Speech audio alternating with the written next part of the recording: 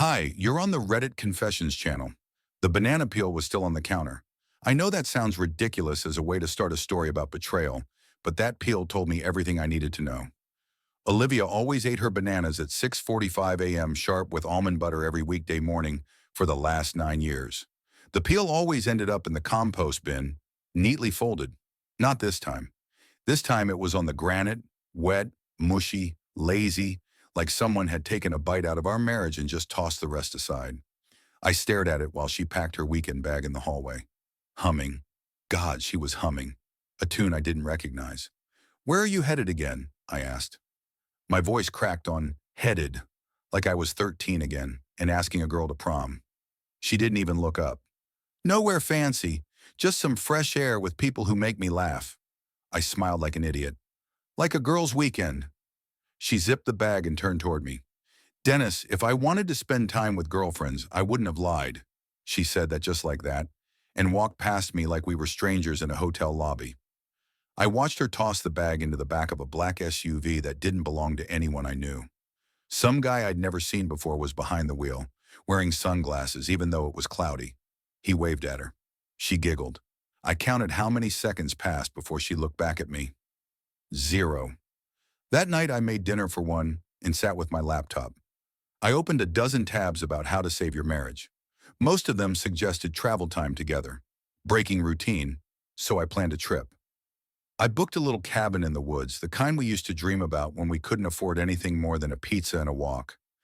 I even wrote a little note. "I miss you. Let's try one more time." I was waiting by the door when she came back the next evening. She smelled like someone else's cologne and looked exhausted in that happy way people do after a good laugh. I handed her the printed itinerary. She read it slowly, then tossed it back like junk mail. And then she said it. "I'd rather go with a real man, not a parody." My ears burned, my throat closed, my knees felt like they forgot how to stand. I watched her disappear into the bathroom, still humming that tune. That night I didn't cry. I didn't scream. I just stared at the banana peel she hadn't cleaned up and realized it wasn't just her who'd given up. It was me. At 7:14 the next morning, I walked into the county clerk's office and filed for divorce. And somehow, that wasn't even the most shocking part of the week. I didn't hear from her for 2 full days after I filed the papers. Not a text, not a call, just silence. You'd think after 9 years of marriage, a person would at least send a Y or even a sarcastic emoji. But nope, she was living her best life somewhere else, probably laughing at how easy it all was. I stayed at a cheap motel across town, the kind with vending machines that only accept exact change and carpets that never stop smelling like mildew. It matched my mood. I spent the first night rewriting the text I never sent. "Why did you stop choosing me?" Then I deleted it again and again until my fingers got tired. On the third day, I finally heard from her, not through a phone call, not through a lawyer, but through a mutual friend, Jason. He texted me. "Didn't think she'd bring him to Macy's anniversary party. You okay, man?" I stared at the message for a long time. "Bring who?" Jason sent a photo. There she was, Olivia, standing under golden balloons with her hand wrapped tightly around a man's arm. Not just any man. It was Aaron Kessler, her old friend from her last job. The one she swore had a girlfriend. The one who always just happened to be funny. The one she said I was too sensitive about. She'd said I was paranoid. She said I was insecure. She said he wasn't even her type. Turns out I was all of those things. And right. I don't remember standing up. I just remember the sudden urge to see it with my own eyes. I drove to Macy's house like a zombie. No plan in mind. Just a gut full of boiling confusion and this sick need to prove to myself that it was real. That I wasn't just the crazy husband people whispered about. The party was already in full swing when I arrived. Lights strung across the backyard, music thumping softly under the sound of too much laughter. I spotted her instantly. She was dancing with him, slow, close, like they'd been doing it for years. Nobody noticed me standing there by the fence. Not even her. I watched for maybe 5 minutes, maybe 15. Tongue got blurry. Then she leaned in and kissed him right there in front of everyone. And you know what hit me hardest? No one gasped. No one acted surprised. They all just smiled like they'd seen it before. like I was the only one who hadn't. That night I didn't sleep again, but not because I was sad. This time it was because something in me was waking up, a voice I hadn't heard in years, a voice that said, "She never paused to look back at you, so why are you still standing still?" And that voice, it had a plan. I didn't go back to the motel that night. I couldn't sit on that creaky bed and pretend sleep was an option after watching my wife dance with another man like I never existed. So I drove to the old condo we used to rent back when we were broke and in love. Parked across the street, just sat there staring at the flickering porch light someone else had probably installed by now.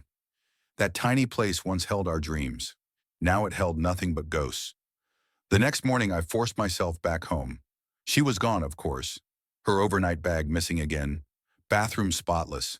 Like she didn't even live there anymore. But something strange happened when I opened her laptop. I wasn't trying to snoop. I swear I wasn't. I just needed to check our joint bank account and cancel the cabin reservation.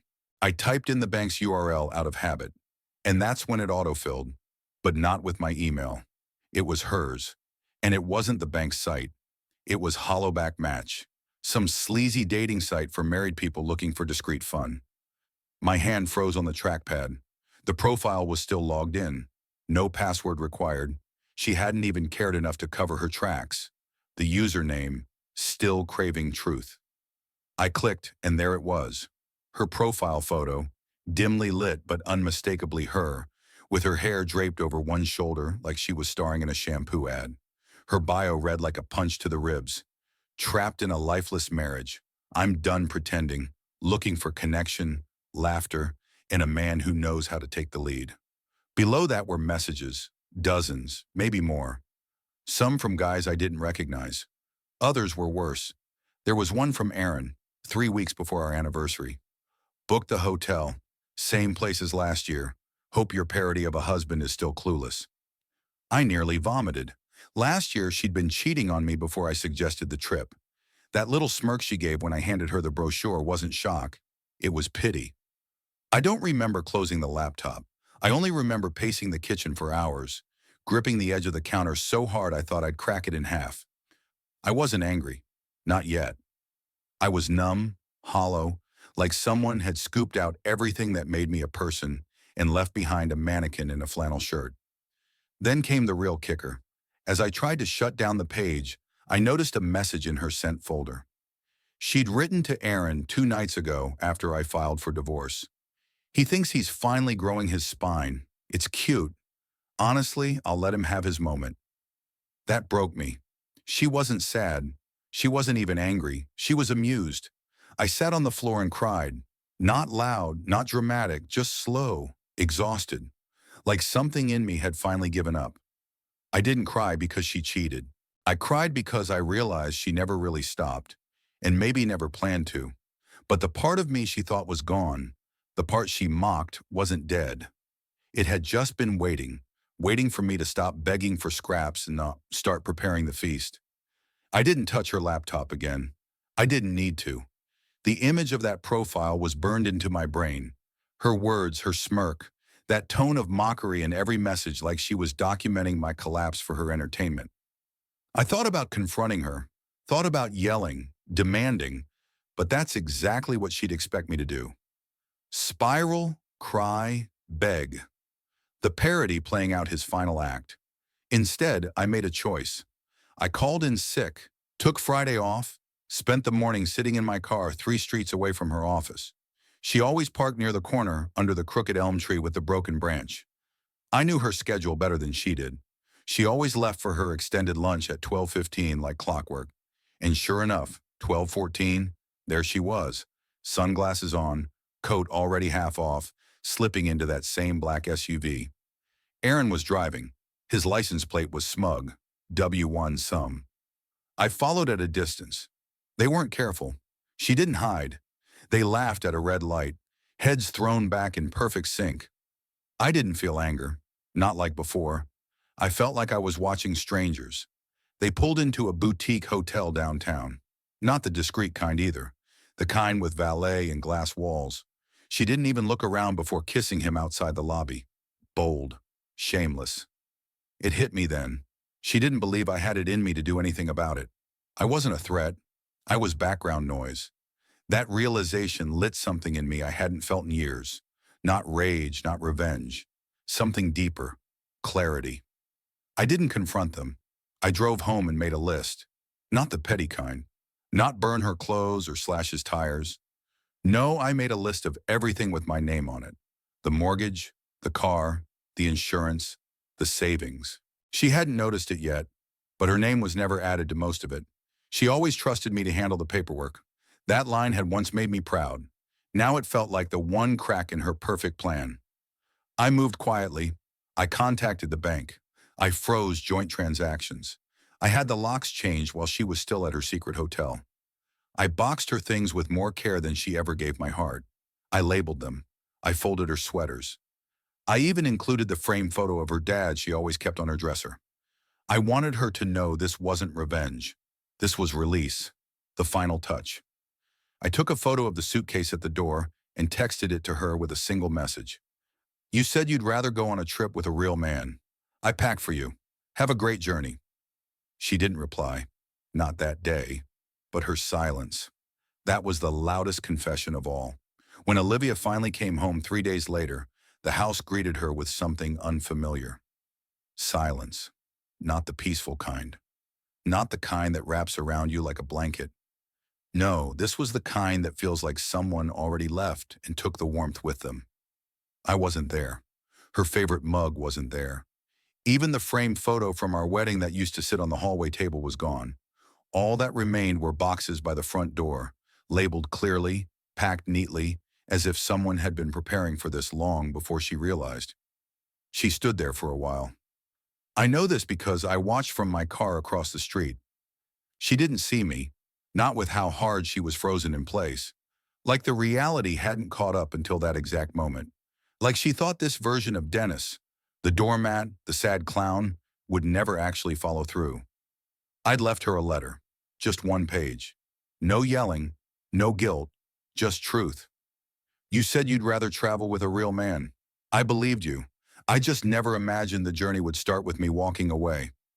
I don't know if she cried. She didn't fall to her knees or scream into the sky like they do in movies. She just carried the boxes inside one by one, slower than she ever moved, like every step was heavier than the last. I almost felt sorry for her. Almost. Later that night, she called 10 times. I didn't answer. I wasn't trying to punish her. I just didn't have anything left to say. Her 11th call came with a voicemail. I sat in that dingy motel room and listened to it on speaker, staring at the ceiling while her voice cracked halfway through. Dennis, I didn't think you'd actually do this. I don't even know who you are right now. Can we please talk? Talk. Now she wanted to talk. The next day she texted, I made a mistake. A mistake? No, Olivia. A mistake is forgetting your umbrella. What she did was planned, repeated, and cruel. What she did was sabotage dressed up as laughter. She didn't trip and fall into another man's arms. She bought a ticket and took the long, scenic route. The thing is, I wasn't interested in vengeance. I didn't want to make her pay. I wanted peace. Just peace. But Olivia wasn't the type to let go without noise. She showed up at my brother's house that evening while I was helping him fix a leaking pipe. I heard her yelling before I saw her, telling him to send me out, that she deserved a conversation. He didn't open the door, just called back. He doesn't owe you anything anymore. That must have stung. She sat in her car for nearly an hour before driving away. And me? I just kept tightening that pipe valve, hands shaking, eyes stinging, not from the effort, but from finally realizing the weight of being free. Not free from her, free from trying, free from proving I was enough for someone who never saw me to begin with. But the story doesn't end here, because Olivia wasn't done. And the next thing she did made everything before it look like a rehearsal. It was exactly 4 days after she saw the empty house when Olivia tried a new angle. I thought the silence would last longer, that she'd disappear into Aaron's arms and never look back. But apparently the cold shoulder only worked on me because on day 4, I came back to the motel to find an envelope shoved under the door. No name on it, just smudged ink and a faint perfume that I hadn't smelled in months. Hers. Inside was a card, One of those cheap ones with a watercolor sunset and words like, "Healing takes time." But what she wrote inside wasn't an apology. It was a sales pitch dressed up as regret. "Dennis, I know you're hurting, and maybe I pushed too far, but you walking away like this, it's not you. You're not a quitter. I don't think you actually want this divorce. I think you're scared. I'm willing to forgive you if you're ready to act like the man I fell for. Please don't let something small destroy everything we've built." Something small. I read that line 3 times. Then I laughed out loud, alone in that worn-down motel room with a broken ceiling fan and stained curtains. She called years of betrayal, of deception, of manipulation, something small, and then it hit me. She didn't regret what she'd done. She regretted losing control. She thought I'd cave the moment she offered the illusion of grace, that I'd be so grateful she hadn't run straight to the courthouse herself, that I'd crawl back like a kicked dog, thrilled to be let in from the rain. That letter wasn't an apology, it was a dare, and I wasn't playing anymore. I didn't respond. I boxed the card with the rest of the memories I didn't know what to do with. Our wedding invitation, the anniversary journal we stopped writing in after year 3, the ultrasound picture from the pregnancy that never made it past 10 weeks. I kept everything, not because I wanted to cling to it, but because I needed to remember the whole story, not just the ending. The next morning, she showed up in person. She waited outside my work. No warning, no shame. Just standing there with her arms crossed like she was the one who had been wronged. "I've been trying to be civil," she said, her voice low and rehearsed. "But you're making this harder than it has to be." I stared at her for once. I didn't fold. I didn't stammer. I just asked, "Do you even know what you're sorry for?" She blinked. "For pushing you away." I shook my head. "No, you're sorry you lost control. That's not the same thing." The mask cracked for a second. Not enough to crumble, just enough to see the contempt slip through. "I didn't come here to be insulted," she snapped. "Then maybe don't show up where you're not invited," I replied. That was it. She didn't scream, didn't cry. She just turned and walked away. But her pride didn't let her leave quietly. Over her shoulder, she muttered, "You'll come back. You always do." But this time, I didn't even flinch, because that part of me she counted on, the part that stayed, that forgave, that bent until it broke, it was gone, and I wasn't done yet. The next week passed like fog. Quiet on the outside, loud in my head. I kept waiting for the next hit. Olivia was many things, but passive wasn't one of them. I knew she wouldn't walk away with a shrug, not when she'd spent years controlling every room she walked into, every conversation, every version of reality that suited her. I thought maybe she'd show up at my job again. Maybe she'd post some performative nonsense online. Instead, she did something I didn't expect. She filed a countersuit, a divorce response that flipped everything around. Her lawyer sent over a claim that I had emotionally abandoned her, intentionally withheld affection, and my personal favorite, engaged in financial control. I sat there in the lawyer's office reading it, my ears ringing. My attorney, a soft-spoken guy named Brennan, who looked more like a math teacher than a shark, just sighed and rubbed his forehead. "She's not trying to win," he said flatly.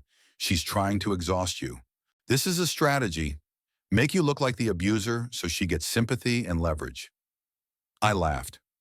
I actually laughed after everything she did.